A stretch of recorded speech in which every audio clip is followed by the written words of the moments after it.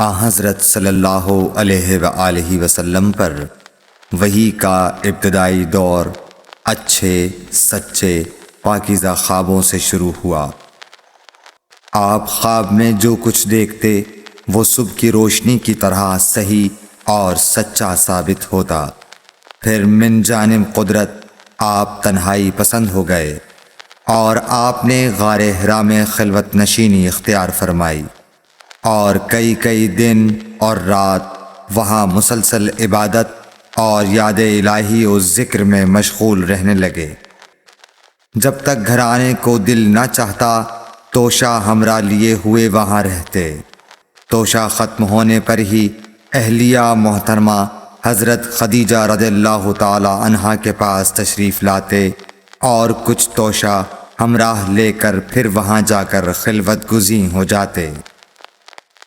یہی طریقہ جاری رہا یہاں تک کہ آپ پر حق منکشف ہو گیا اور آپ غار حرا ہی میں قیام پذیر تھے کہ اچانک حضرت جبرائیل علیہ السلام آپ کے پاس حاضر ہوئے اور کہنے لگے کہ اے محمد پڑھو۔ آپ فرماتے ہیں کہ میں نے کہا کہ میں پڑھنا نہیں جانتا۔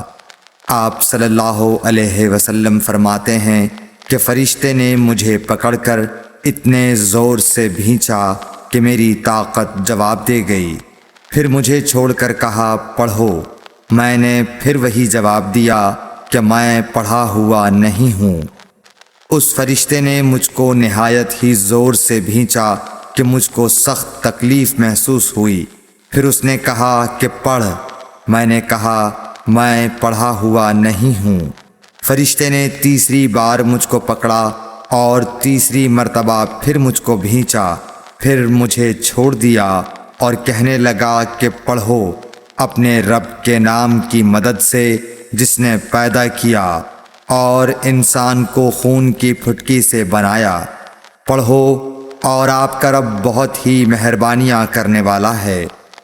بس یہی آیتیں آپ حضرت جبرائیل علیہ السلام سے سن کر اس حال میں غار حرا سے واپس ہوئے کہ آپ کا دل اس انوکھے واقعے سے کانپ رہا تھا۔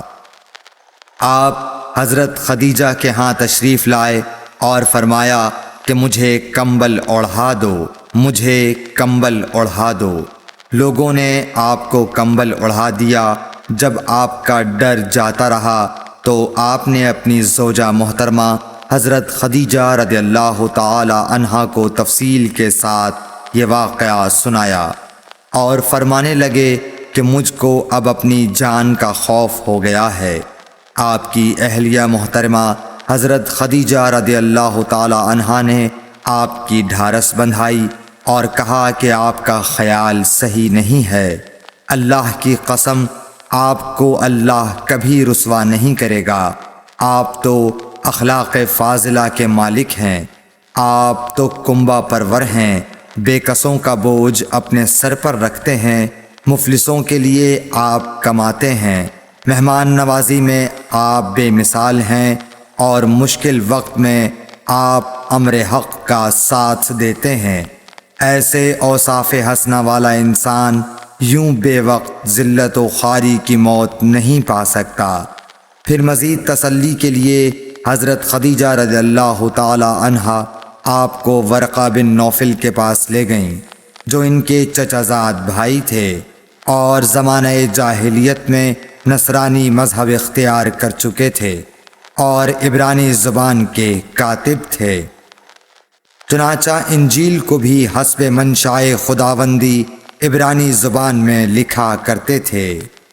انجیل سریانی زبان میں نازل ہوئی تھی، پھر اس کا ترجمہ عبرانی زبان میں ہوا۔ ورقہ اسی کو لکھتے تھے۔ وہ بہت بوڑھے ہو گئے تھے، یہاں تک کہ ان کی بینائی بھی رخصت ہو چکی تھی۔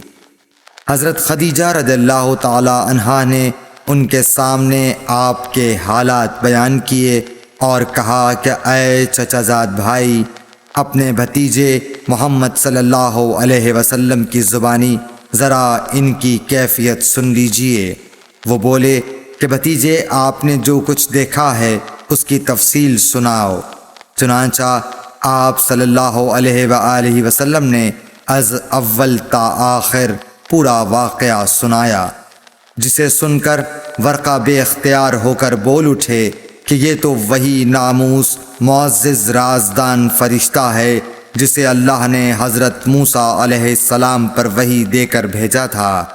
کاش میں آپ کے اس عہد نبوت کے شروع ہونے پر جوان عمر ہوتا، کاش میں اس وقت تک زندہ رہتا جب کہ آپ کی قوم آپ کو اس شہر سے نکال دے گی۔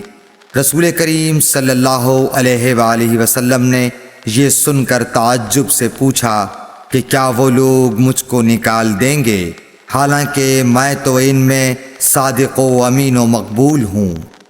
ورقہ بولا، ہاں یہ سب کچھ سچ ہے، مگر جو شخص بھی آپ کی طرح امر حق لے کر آیا لوگ اس کے دشمن ہی ہو گئے ہیں۔ اگر مجھے آپ کی نبوت کا وہ زمانہ مل جائے تو میں آپ کی پوری مدد کروں گا، مگر ورقہ کچھ دنوں کے بعد انتقال کر گئے، پھر کچھ عرصے تک وحی کی آمد موقوف رہی۔ صحیح بخاری حدیث نمبر 3۔